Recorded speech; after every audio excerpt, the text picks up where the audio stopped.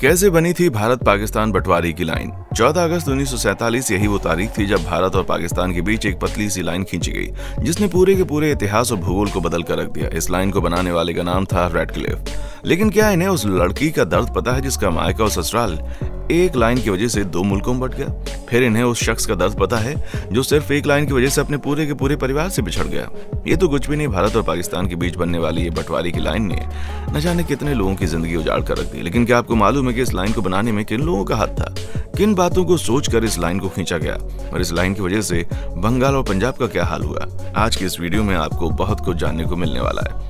दोस्तों, आजादी के पहले का भारत जो आज 3 देशों में बटा हुआ है, भारत, पाकिस्तान और बांग्लादेश, जहां बांग्लादेश पहले पूर्वी पाकिस्तान के रूप में जाना जाता था लेकिन अब उसे एक स्वतंत्र देश घोषित कर दिया गया है। और अगर हम इन तीनों देशों की सबसे शर्मनाक घटना के बारे में बात करें तो वो थी भारत पाकिस्तान का बंटवारा, जिसे हमारे भारत के इतिहास में काले अध्याय के रूप में जाना जाता है। फरवरी 1947 को भारत के नए वाइसरॉय के रूप में माउंटबेटन को चुना गया, जो कि भारत के आखिरी वाइसरॉय रहे। और इन्हें ही बात तय करनी थी कि देश के बंटवारे के समय कौन से प्रदेश पाकिस्तान को दिए जाएं और कौन से प्रदेश भारत को दिए जाएं।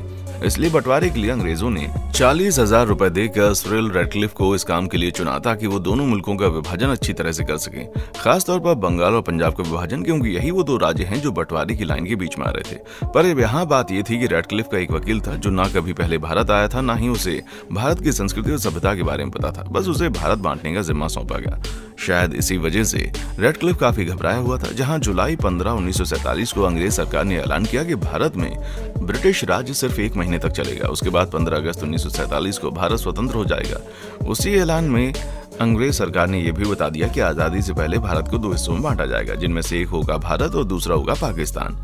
8 जुलाई 1947 को जब पहली बार रैडक्लिफ भारत आया तो उसने विभाजन की लाइन खींचने के लिए सिर्फ 5 हफ्ते का वक्त मिला उसे। रैडक्लिफ ने जब माउंटबेटन से सवाल किया कि बंटवारा किस मापदंड पर होगा तो माउंटबेटन को इसका जवाब नहीं मालूम था। जिसके बाद रैडक्लिफ पंडित नेहरू और जिन्ना से मिलने के लिए लाहौर और कोलकाता गए। अपने सफर के दौरान रैडक्लिफ को समझ आ गया कि बंटवारा करना इतना आसान नहीं होगा, इसलिए उन्होंने इस बात की आपत्ति जताई कि उसको बंटवारे के लिए बहुत ही कम समय मिला है। लेकिन भारतीय राजनीतिक दलों ने आग्रह किया कि 15 अगस्त को भारत से ब्रिटिश वापसी के साथ ही सीमा रेखा खींच दी जाए ताकि आगे चलकर कोई विवाद न हो। हालांकि विभाजन पूरे तरीके से गुप्त रखा जा रहा था ताकि लोगों को इससे कोई आपत्ति न हो। आप ये जानकर हैरान हो जाएंगे कि विभाजन की रेखा 9 अगस्त और 12 अगस्त के बीच तय हो चुकी थी, लेकिन उसे प्रकाशित नहीं किया गया था।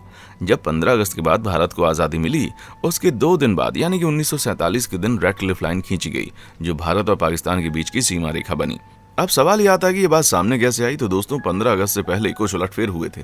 जैसे कि सतलज नहर के मुख्य पूर्वी भाग को पहले पाकिस्तान को दिया गया था, लेकिन सरदार पटेल के कहने पर यह भाग भारत की तरफ आ गया, क्योंकि इस भाग की तरफ भारत की सेना के हथियारों का डिपो मौजूद था। आइए अब ये भी जान लेते हैं कि विभाजन किस तरह से हुआ था।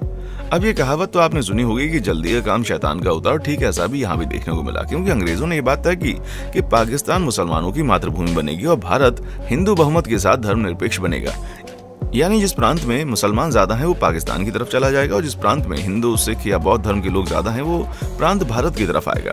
तो इससे उत्तर भारत के मुसलमान बहुमत वाले क्षेत्र पाकिस्तान बनने वाले थे, जैसे कि बलूचिस्तान प्रांत, क्योंकि इसमें विभाजन से पहले ही 91.5% मुस्लिम रहते थे, और सिंध वाला इलाका भी मुसलमानों से भरा हुआ था जिसमें 72.7% मुस्लिम रहते थे। इसलिए ये दोनों प्रांत पाकिस्तान को सौंप दिए गए। लेकिन भारत में तो ऐसे भी प्रांत थे जिसमें एक सामान्य बहुमत नहीं था। जहाँ एक तरफ था पंजाब तो वहीं दूसरी तरफ था बंगाल, और पंजाब के सिख समुदाय ने तो ये साफ साफ कह दिया था कि सिखों के किसी भी समुदाय को मुस्लिमों वाले राज्य में ना रखें। उन लोगों को पाकिस्तान के साथ मिलने के लिए बिल्कुल भी वो राजी नहीं थे। लेकिन रैडक्लिफ ने इस बात पर बिल्कुल ध्यान नहीं दिया और पंजाब के 2 टुकड़े कर दिए। जहां आप तस्वीरों में देख सकते हैं कि आजादी के पहले और बाद वाले पंजाब में कितना फर्क है। जहां आजादी के बाद एक भाग जो था वो पाकिस्तान को दिया गया तो दूसरा दिया गया भारत को। और पंजाब की जनसंख्या का वितरण भी कुछ ऐसा था कि उसमें कोई ऐसी रेखा नहीं थी जिसे खींचने के लिए हिंदू, मुसलमान और सिखों में विभाजन किया जा सके। लेकिन रैडक्लिफ ने पंजाब के बीचों बीच विभाजन की वो लाइन खींची जिससे ना सिख समुदाय को, ना पंजाब को, ना ही भारत को संतुष्टि मिली, क्योंकि सरदार पटेल ने रैडक्लिफ को पहले कहा था कि इस विभाजन में आप प्राकृतिक सीमाएं, संसाधन, जल प्रवाह और संचय प्रणाली को ध्यान में रखकर विभाजन करें और साथ ही सामाजिक और राजनीतिक बातों पर भी गौर करें। लेकिन सरदार पटेल की बात को अनदेखा करते हुए अंतिम निर्णय रैडक्लिफ ने खुद लिया और उसने अपने मनचाहे तरीके से पंजाब का बंटवारा कर दिया। और कुछ इसी तरह बंगाल का भी विभाजन हुआ, जिसमें से पूर्वी बंगाल पाकिस्तान की तरफ कर दिया गया और पश्चिमी बंगाल भारत को मिला। लेकिन बंगाल के राजनेताओं को इस बात की चिंता थी कि कोलकाता कैसे मिलेगा। हालांकि बाद में कोलकाता भारत की तरफ आ गया। उस तरफ जिन प्रांतों के बॉर्डर अफगानिस्तान के साथ जुड़े थे वहां पर लोगों की राय ली गई, जिससे ज्यादातर लोग पाकिस्तान के साथ जुड़ना चाहते थे, इसीलिए उन प्रांतों को पाकिस्तान में मिला दिया गया। और बंगाल में चिटगांव पहाड़ी इलाकों में जो बौद्ध धर्म के लोग रहते थे, उन लोगों को तो विभाजन होने के 2 दिन तक ये भी नहीं पता था कि उनका इलाका किस देश में शामिल है। और आप ये जानकर हैरान हो जाएंगे, इलाका आज भी विवाद में चल रहा है, क्योंकि ये किसी को नहीं पता कि कैसे रेडक्लिफ ने चिटगांव पहाड़ी इलाके को पाकिस्तान की तरफ डाल दिया, क्योंकि यहाँ बसने वाले 98% लोग गैर मुस्लिम थे।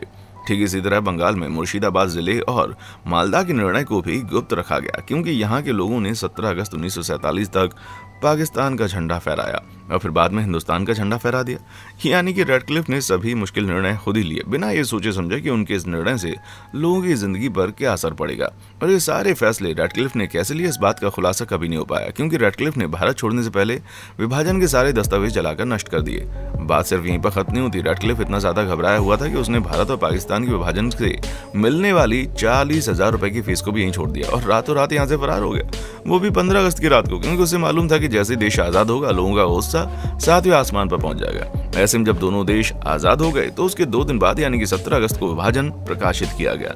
अब विभाजन तो हो गया, लेकिन विभाजन के बाद भारत और पाकिस्तान में नई नवेली सरकारों पर सीमा लागू करने की सारी जिम्मेदारी छोड़ दी गई। अगस्त में लाहौर का दौरा करने के बाद माउंटबेटन ने जल्दी से लाहौर के आसपास शांति बनाए रखने के लिए पंजाब की सीमा पर पंजाब सीमा बल की व्यवस्था की, क्योंकि सबसे ज्यादा विवाद पंजाब की तरफ से हो रहा था। पर करोड़ों लोगों के दंगे के रोकने के लिए 50,000 सैनिकों की सीमा काफी नहीं थी, जिसके बाद लगातार हिंसा बढ़ती रही और इस पूरे विभाजन के मामले में करीब 14 करोड़ लोगों को अपने घर छोड़ने पड़े। कोई बसों, कोई रेलगाड़ियों, कोई कार, कोई बैलगाड़ियों में, ज्यादातर लोग तो पैदल ही निकल पड़े, इस उम्मीद में कि जब अपने धर्म के लोगों के पास जाएंगे तो वो हमें शरण देंगे। अफसोस, उनमें से कई लोगों को विरोधियों ने मार डाला, कई लोग तो भूख और थकान के कारण मर गए और इतने लंबे सफर में किसी भी प्रकार की दवा दुआ ना हो पाने के कारण बहुत से लोग बीमारियों के कारण मर गए, अपनी जान से हाथ धो बैठे।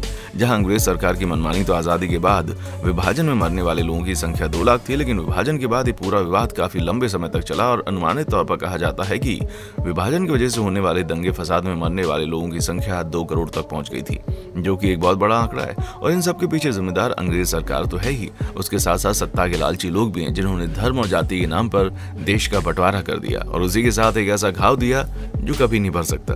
तो दोस्तों, ये थी विभाजन रेखा की पूरी कहानी। अब आप इस पर क्या कहना चाहेंगे कमेंट सेक्शन में आकर बताएं और ऐसी वीडियोस को देखते रहने के लिए चैनल को सब्सक्राइब करना ना भूलें। देखने के लिए शुक्रिया।